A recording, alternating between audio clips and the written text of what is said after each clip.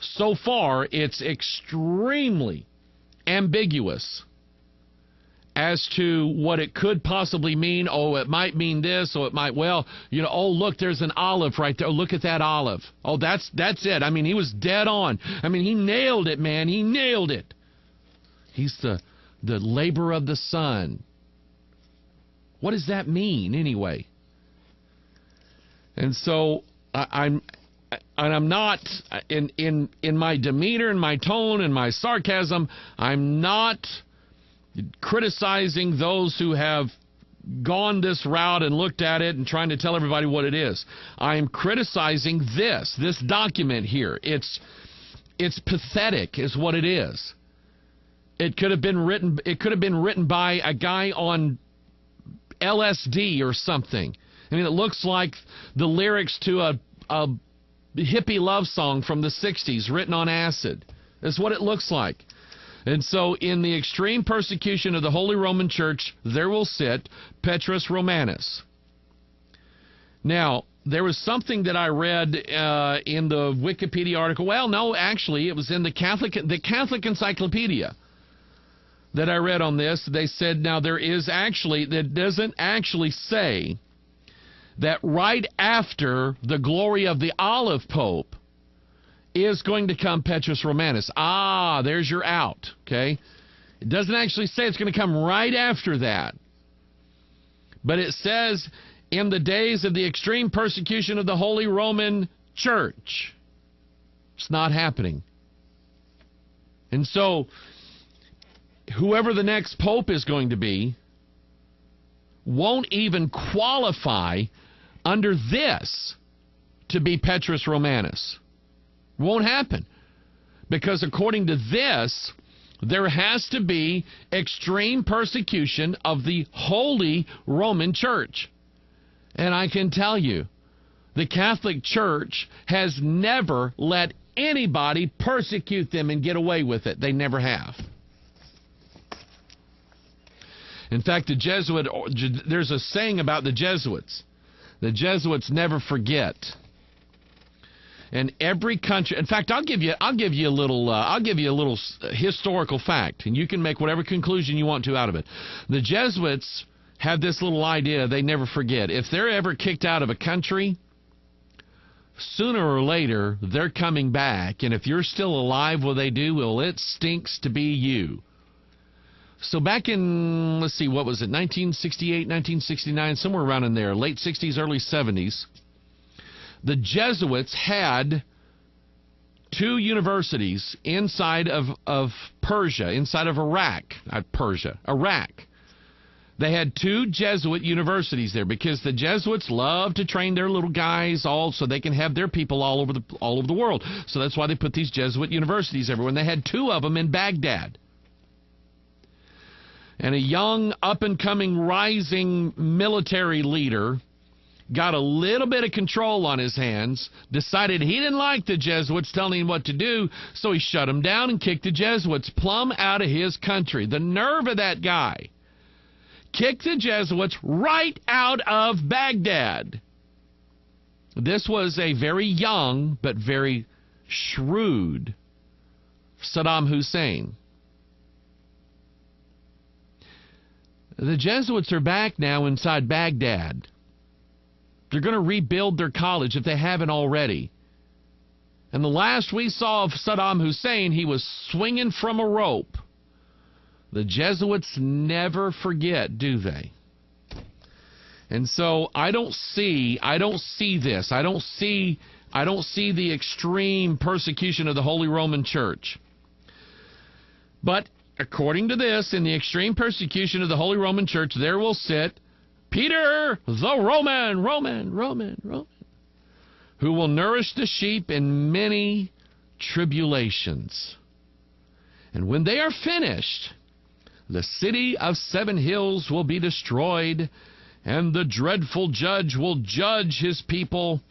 The end. That is, thus saith the Malachi. All right?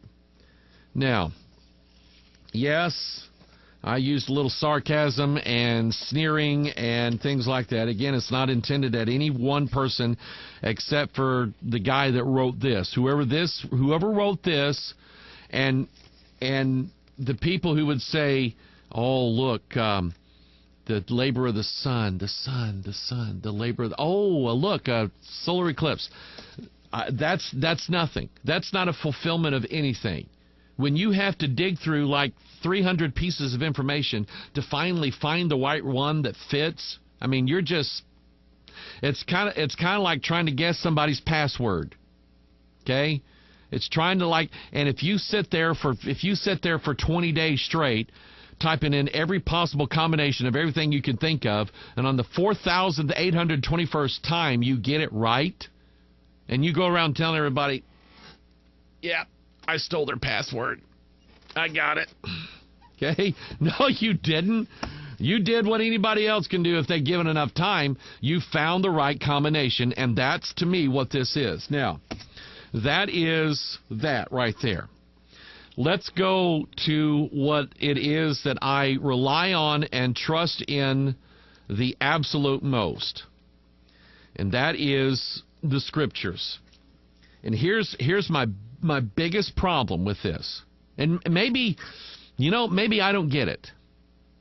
Maybe I don't get why we should be paying attention to this. Because, number one, as far as I'm concerned, it's bogus. It's completely bogus. Okay? That's my first. That's like going to a Chinese restaurant, getting a big handful of fortune cookies, and thinking that if you get 8 fortune cookies, then for the next 8 days, those things are going to happen to you. And to me, it's that bogus. All right. Let's just assume for a second. Let's just make the assumption now that I'm going to play devil's. Actually, I wouldn't be playing devil's. Yeah, I would be playing devil's advocate, I guess. I don't know. I don't know how that works. Anyway, let's say that the devil wrote this as a prophetic utterance, occult prophecies, which, okay, I get. Okay, there's necromancy and charming and divination, and palmistry is all part of divination, and consulting with familiar spirits. Let's say that this was written by a familiar spirit. Let's say that that's what it was. All right. Here's why I don't think we ought to give it the creed and the credence that some people are giving. I don't think we should be doing this. I don't think that we should be paying a whole lot or elevating this as something that we really got to watch out and guard for. I don't think that we ought to be doing this. Because what if and people are saying, well, that must mean Petrus Romanus, he's going to be the false prophet, man. I mean, he's going to be like he's going to bring the whole world under the rule and reign of the Antichrist. Is it going to be this next pope? Well, I can tell you that Pope Benedict has done everything in his power to perform exactly that, to bring the world under the direct governorship of the Vatican. So did John Paul II, John Paul I, Paul, John, the Benedicts, the Ignatius, the Piuses, all of the other popes, all of the other popes in the world have done exactly what we're expecting the next pope. Do I expect the next pope to kick it up a notch, to try to bring more of the world, more of the church, more of the people of the world under the religion of the great whore? Absolutely, I believe that. But not because of this. I don't believe it because of that. I believe it because the King James Bible tells me that that's what's going to happen. We know that the Antichrist is going to come. John said the Spirit is already here. The Spirit of Antichrist is already at work, and it's at work through the popes, the priests, the Jesuits, the nuns, the monks, and all of that ilk. They are already, and they have been. For the last 1,700 years, they've been promoting the agenda of Mystery Babylon the Great. Do I think the next pope is going to kick it up a notch? Absolutely. Absolutely. That does not mean that he is a fulfillment of a priest prophecy from 500 years ago. It doesn't mean that at all. And I think it's, and I've said this before, it's like we're looking in car commercials, and I know there's symbolisms in these commercials. I point that out to people all the time. But if I think that if I'm supposed to base what I think is going to happen in the future based upon what I saw in a car commercial, that's nuts. I don't believe in that, and I don't support that. And there are YouTube videos out there all the time. People are there. The world was supposed to blow up, or something was supposed to happen at the Super Bowl. Something was supposed to happen at the London Olympics. Something was supposed to happen on the Mayan calendar. Something was supposed to happen back here. Something was supposed to happen back there. There was guys saying that they saw the people. They heard a guy talk about seeing the people who knew the people who were planting bombs at the base of dams all over America to bring in. They told about this, and it didn't happen. And I don't think that we should be looking at, as far as prophecy is concerned, I don't think we ought to be looking at this stuff to see what's going to happen. I think God wrote a wonderful, amazing book for us that clearly defines everything that is going to happen. Deuteronomy 29:29, the secret things belong unto the Lord our God, but those things which are revealed belong unto us and to our children forever, that we may do all the words of this law. Yeah, God's got secrets, but you know what? He reveals them to us and to our children. Why? Through the Bible. Psalm 25:14, the secret of the Lord is with them that fear him. He will show them his covenant. And I'll tell you something. Malachi the priest does not qualify as the man who fears God. He fears the Pope.